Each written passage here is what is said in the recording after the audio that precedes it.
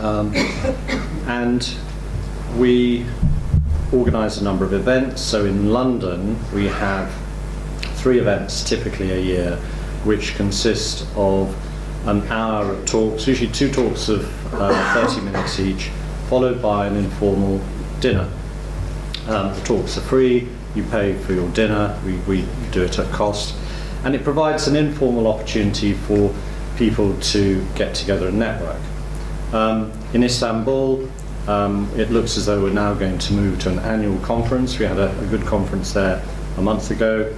There seems to be quite a groundswell of interest from both local citizens, the municipality, younger Levantines, and there will be a development of, let's say, other events, more social, smaller, an opportunity to network. In Izmir, it's less organised from an LHF point of view, but nevertheless there's a very active group of people there, and so there are other events going on. Now, gradually, what we want to do is to extend this to other cities. The key really is to build the network. How do we make the connections between families, descendants? How do we connect academics who are interested in researching this area? So we have 2 main audiences in whom we serve. So one would be, let's say, Levantine descendants. The other would be academic researchers. Now there's sort of different types of audiences requiring different things, and so for both categories, and if you think you're in a third category, put your hand up and tell me what that is.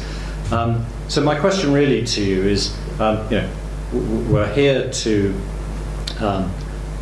collect research, enable researchers, create a network, bring families together and their histories, and through that to preserve that material and discover more and publish more and preserve it. And ultimately, we'd like to be able to digitally archive some of these things. So, you know what it's like. Records get chucked out, at the end of a generation and are lost. Now, these are invaluable materials to researchers, but maybe to the 2 generations on who suddenly take an interest in these things.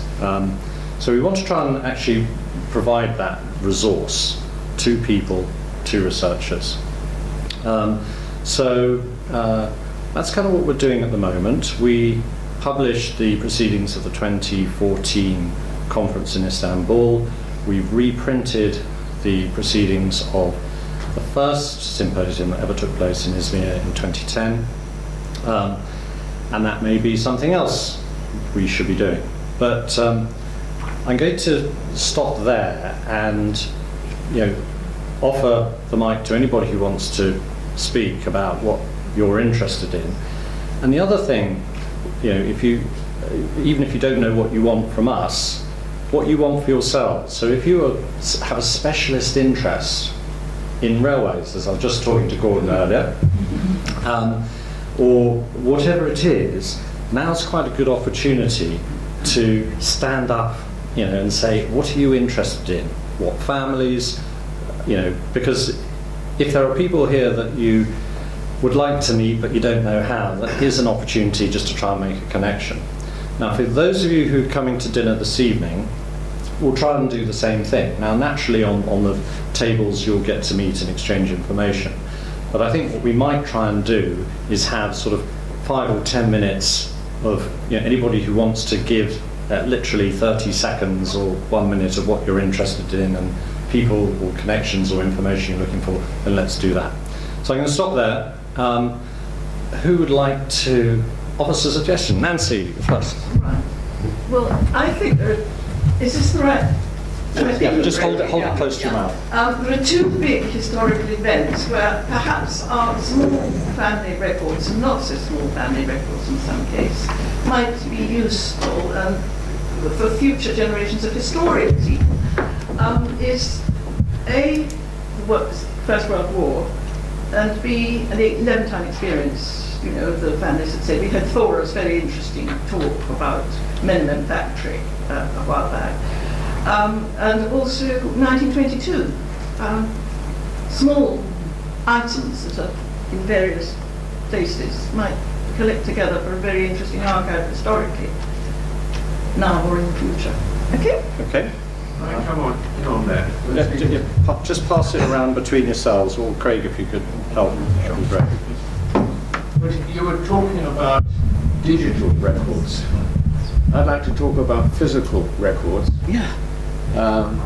I know, for example, that Nancy has some amazing photographs.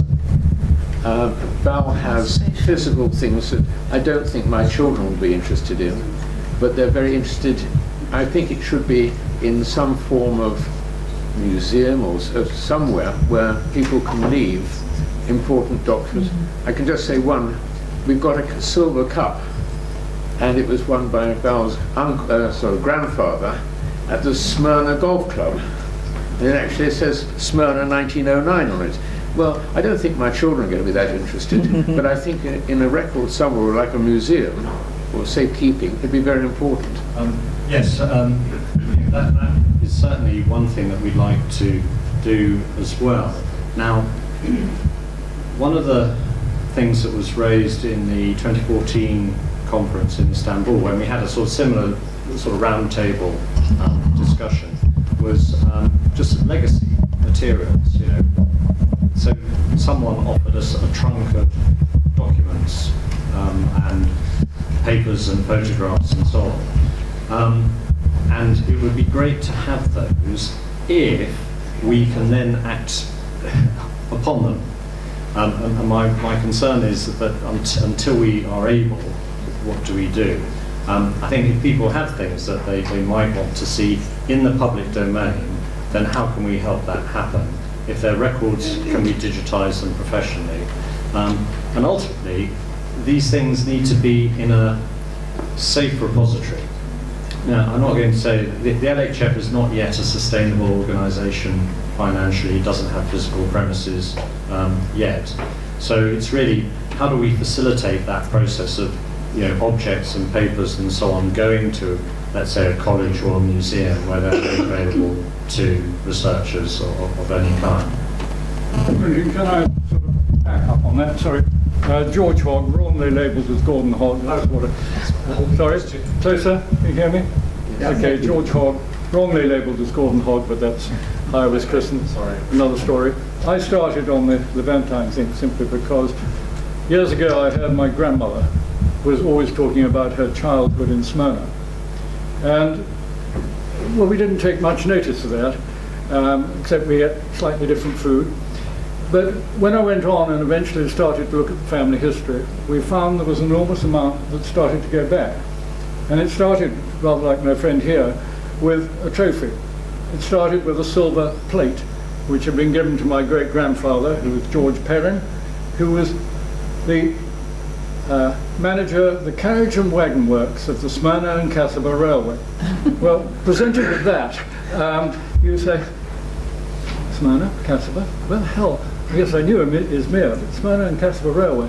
So I started digging over the last 20 years and going back and finding family photographs and family details.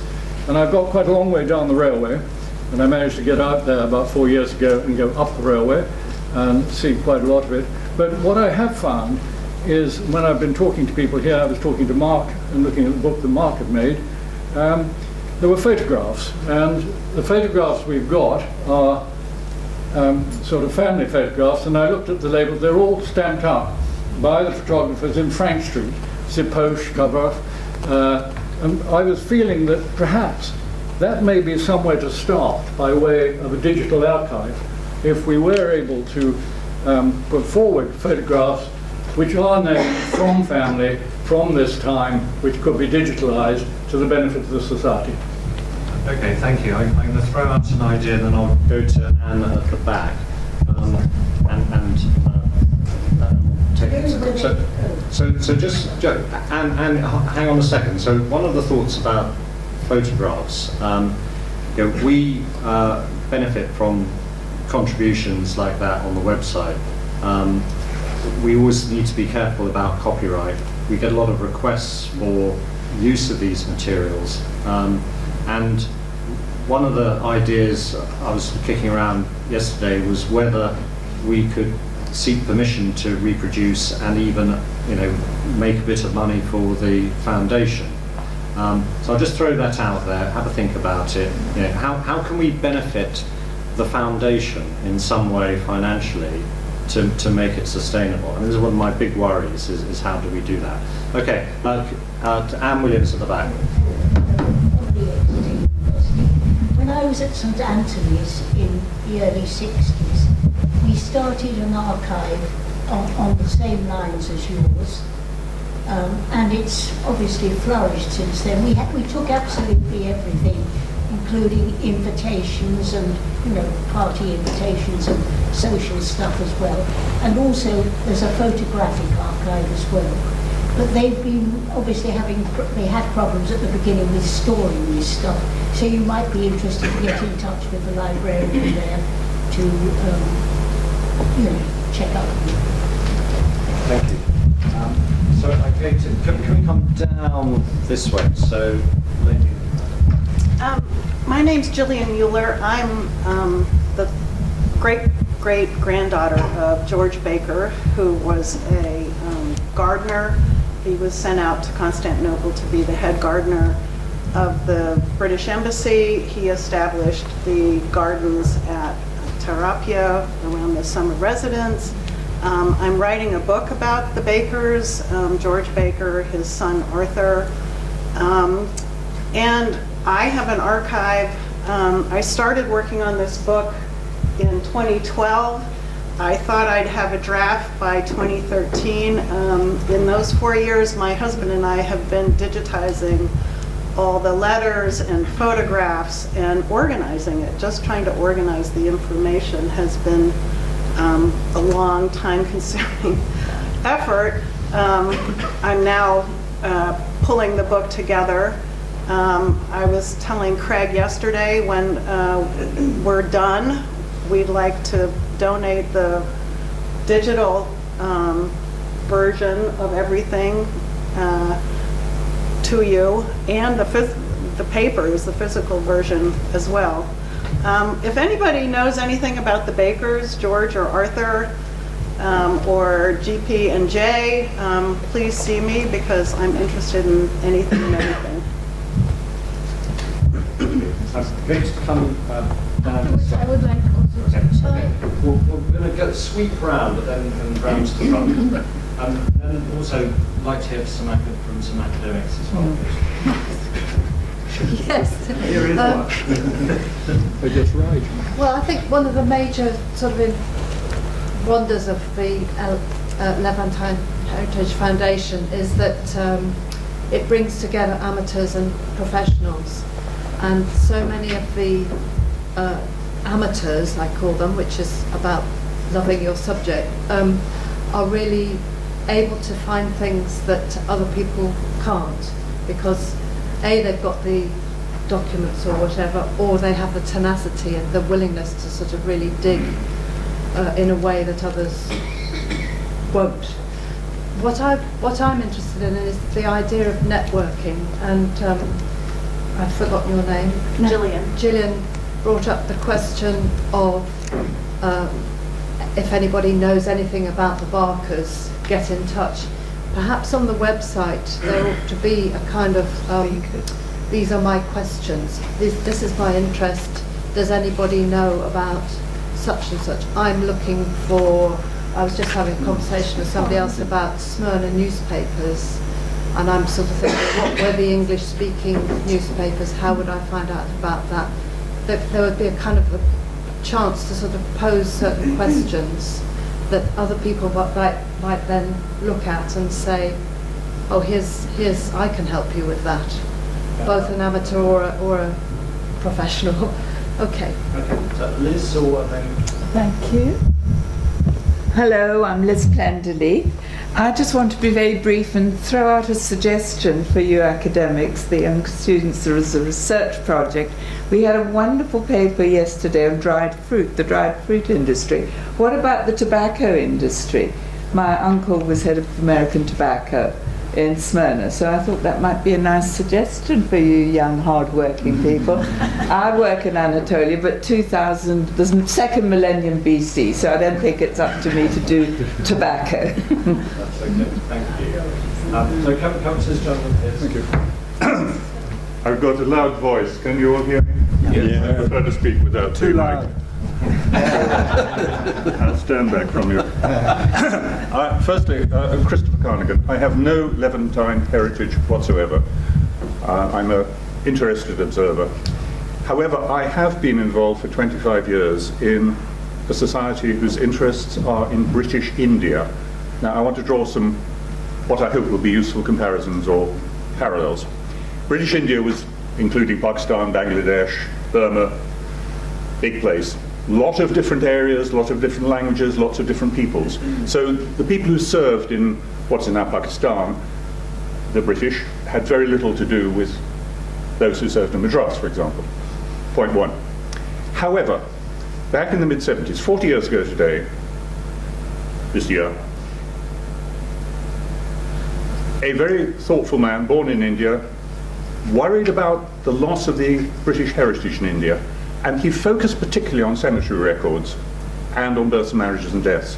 And that is what we still do as the core of our activity as a charity. However, what has kept us together, and we have a membership, I'm the membership secretary, we have a membership of 1,200 or so, including a number of academics, is the interest, the individual interest of members in their families and like similar families who lived in India at the same time as their forebears in the 20th, 19th, even 18th centuries.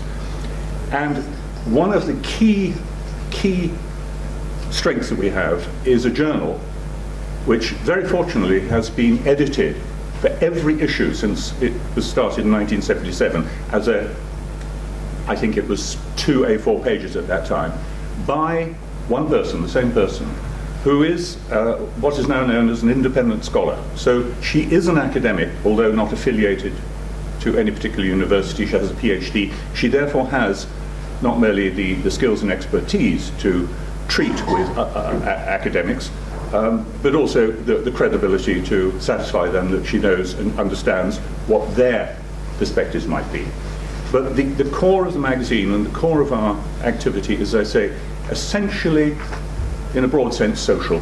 We're bringing together people who have a share and interest in what their forebears were doing in some part of India, and even if the person at the table next to them at the lunch or at the lecture or reading the magazine, it's another part of India, it's still British India, just as much as the Eastern Mediterranean for 200 or 300 years was Levantine. It might have been Alexandria, it might have been Smyrna. Okay, so what I recommend is that you look for an academic who could edit a journal. Okay. And twice a year we produce it, 64 pages now, and it's packed with queries, information that people have submitted, stories from the press, book reviews, and there's scope there also, and a lot of photographs, and there's a scope there for academics as well. And then, of course, when we have our meetings, we will invite academics.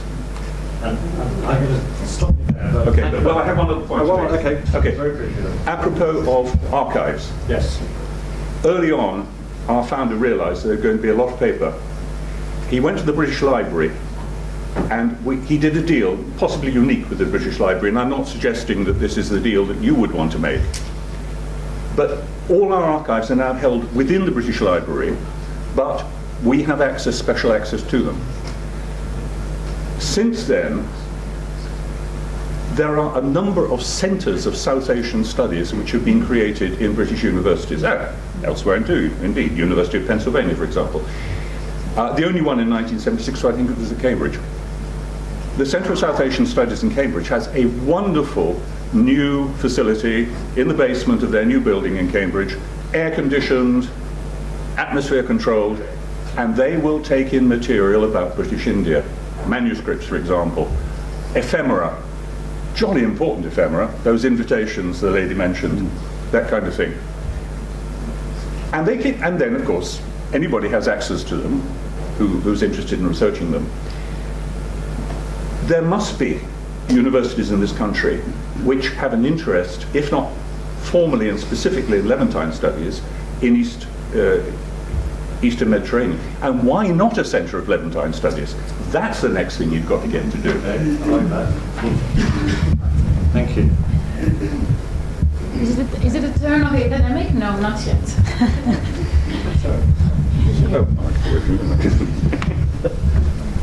Mark Ransom.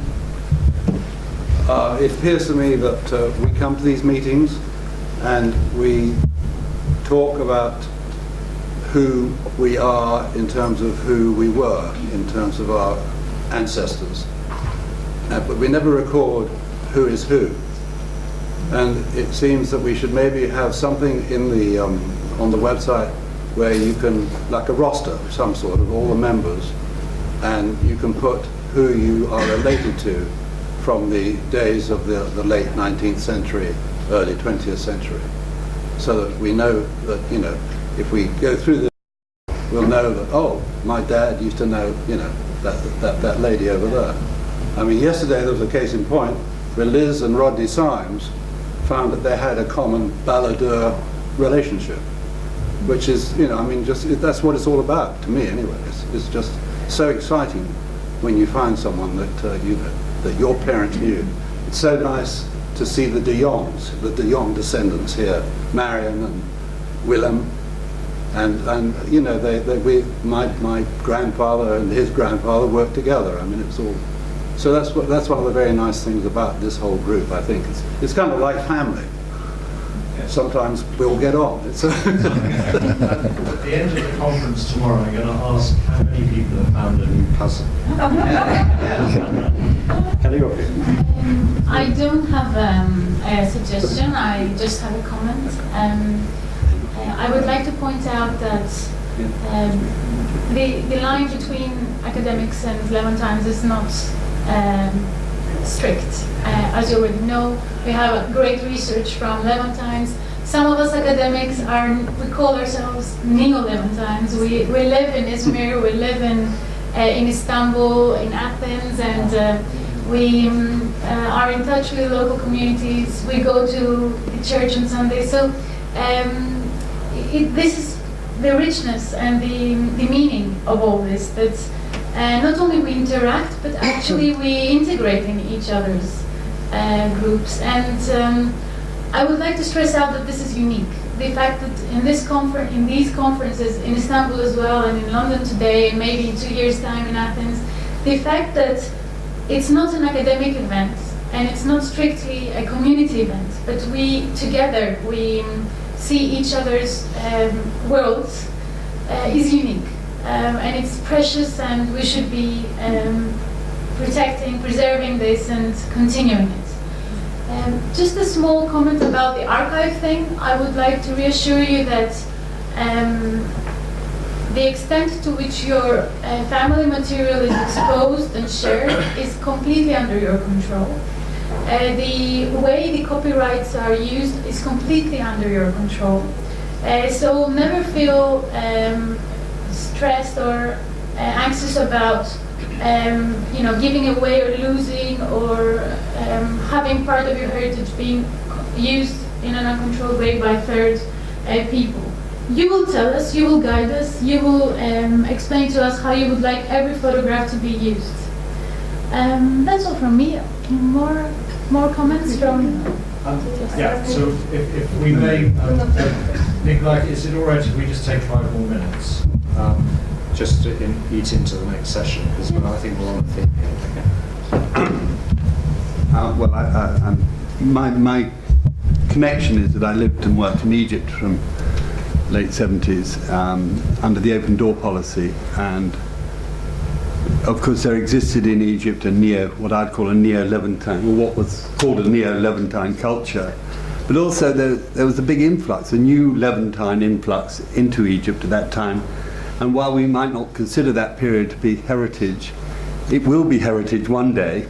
And whether one shouldn't be thinking about collecting archives and memories. And there are some, George Scanlon, who recently died with St Anthony's, John and Max Rodenbeck. There are a number of people who, academics, but I think, people like myself who had bundles of old invitations, for instance, maybe at some stage one ought to think about putting them together, because there's some quite interesting things going on. Anyone else? Just to finish that, it's very technical issue, we just maybe need a kind of a database, of our research publications, and I can even volunteer it as an academic, just to update our work, and then if you publish something, if you could just send a copy to the Levantine, maybe at foundation, and then so at least on the monthly basis, we can just update each other's, and then we can just take it from there, and maybe at the end of the conference, we can just start, and I can just spend maybe once a month, just to update, send the members a kind of letter. If you have published something, can you please send a copy? And then also the research. I live in Kew, so if anyone needs any assistance, they can just refer to me. I live in Istanbul. I work at the archives all the time. So, just maybe update each other. And then send a publication, once you publish it. And that would be really useful. Okay, thank you. I mean, that would be really useful. And actually, for us, I could make an appeal for anybody who would be interested in being an editor, a newsletter or other things, because we've somewhat struggled in assembling publications and so on. It does need this sort of focused and dedicated eye, and actually you need someone else to talk to about it as well. So an appeal from me, and thank you very much for your offer. If anyone else is interested in becoming part of our editorial group, then do talk to me afterwards. And I have a small publishing house back in Turkey, so I can be always like, if you want to get the papers together, it's not that professional or a big name, but I'm always there to assist. Last couple of questions or points, Nancy? Tiny thing. Myself, I wonder if it might be useful. I met a conservationist, a university conservationist, once at a meeting, and maybe to have a session, because am I alone in having photographs and the right sort of paper, right conditions, and so on? It's just a thought. I don't know. Okay. Anyone else? Okay, I'm going to draw close to that, but thank you very much. And if you have any more suggestions, just come up to any one of us and grab us and ask us to make a note. What we'll try and do soon after the conference is actually recirculate this, and so people can then add further thoughts. In the programme, we are going to make 2 travel awards. So I'd like to do that now. Do we have in the audience Mary Mongian and Makur? Okay, excellent. Good. So before we start, we are trying to encourage early career researchers, people coming into this field, and to support them in their work. It's been very limited to date. We want to do more of that, and so the proceeds from membership fees, proceeds from the sale of publications go towards our travel awards, and this year we're making 2, and so I'd just like to formally hand the travel awards to the winners. So if you'd like to come up, both of you. Mary Mongian and Mehmet Kuru.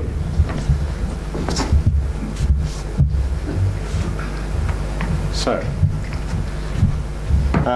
many congratulations. Thank you so much. And